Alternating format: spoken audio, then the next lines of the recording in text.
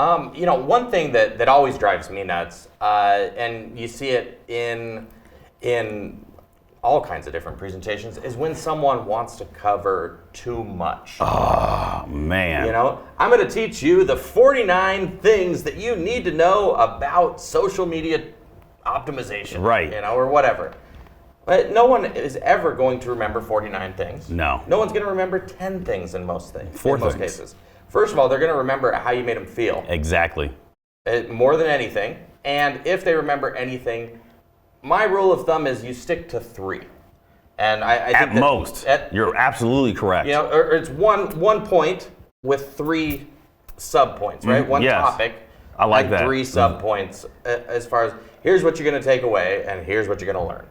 And during those sub-points, you want to, if we're using sub-points, oftentimes these are things that you've done. So you may have done them with a client. You may have, if you're an instructor, you've done them with a class. So if you're going to bring up whatever those sub-points are, inject a story, short story, where these sub-points worked. For example, if I'm using, let's say speaker coaching, because that's what I do, and I talk about command presence, how to control the audience with your voice. And I will use an example of a young lady that I coached recently, and I say, hey, one of the things you want to do is have command presence on stage with your voice. You want to be able to orate effectively so that your audience can feel basically the vibrations of your voice coming through to them. Now, maybe being gender specific, you don't have the ex-military, ex-cop voice. I had a client named April, and she is 5'2", very timid. So what she was able to do was she was able to soften her voice and still had the same impact. So don't mirror another speaker that has a background that you don't have. Right, so that's an example. Yeah, that's an excellent example. And one thing that I've done is adjust the speed because I felt like I didn't have as much inflection in I can see that. my tone. Right. And so I would get real, like that's why I brought up speed before. I'd get real fast and then slow it down and get potentially maybe get a little bit louder, but at certain parts and then a little bit softer, but I don't have the same natural range in my voice that I can carry on for a 45 or hour long, 45 minute or hour long presentation. No, that's not what any audience wants. Ugh, too much like college. But I another point that you brought up that I want to circle back to because you went over it kind of fast is you told a story. Storytelling's so huge. So why would you tell a story as opposed to just listing a bunch of data that supports what you said? So that the question you asked was why tell a story as opposed to providing just data? Yeah. And initially, many of you watching would say, well, duh, I know why. Well, do you really? Let me explain why. Data I had to plug that in there. Data's the robot from Star Trek. Exactly. is very important. But a story, because it's statistics typically, a story humanizes it. Exactly. And if you're trying to convey a message to an audience, they'll never get into their feelings if you don't humanize the stats. You're absolutely right. Something that I've heard Seth Godin say many times is people don't buy products, services, or widgets. Right. They buy stories, narratives, and things that make sense and that they can relate to. Definitely. That goes hand in hand with that, and it's something that I've always found is true as well, is telling stories. And if you don't have a story, an analogy can work. Or somebody else's story. Yeah, or someone else's story. Right. Yeah, I just used what Seth said. You did. There it is. But if you look at movies, a lot of movies nowadays, they'll start with the end. Yeah. And then that hooks you. Absolutely. Like, I want to know how they got there. And 2 hours later, right, you're watching the movie and you're going through the emotions. And one of the things that I've learned, no matter what I'm talking about, and my mom used to tell me this as a kid, speak so that a blind man can see. I've heard you say that before. I use it a lot because it's true. Your audience will oftentimes, as you're talking, go to their phone. They'll do a bunch of stuff other than listen to you.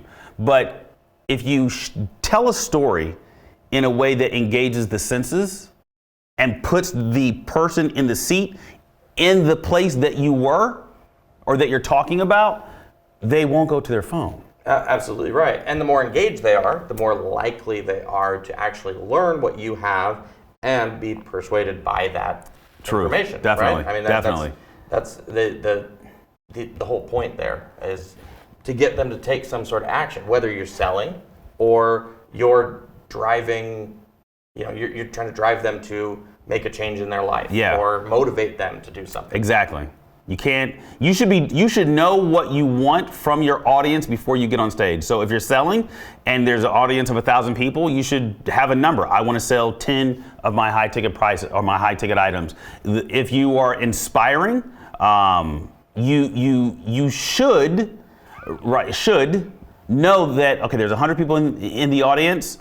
I'm going to, sometimes in inspiration talks, I will say make them smile, laugh, think, and cry. Yeah. So you probably want to have a couple, non-dry eyes in the audience. Absolutely. And one of the tricks, it's something I do. And I don't think there's anything wrong with trick because this is all about becoming more effective in that craft. Right. Just don't trick your audience. But one of the things that I do to persuade them is I show up probably an hour early to the event. I like to be the first one in the room. And the reason, without getting too deep, I need to know what the room feels like without anybody in it. Because as people start to walk in, I get to see whether or not they're happy, whether they're sad, whether they're engaged, they're not engaged, because oftentimes it's in the morning. And let's be honest, they don't want to be there. They just know they have to be there, or somebody's pulling them there.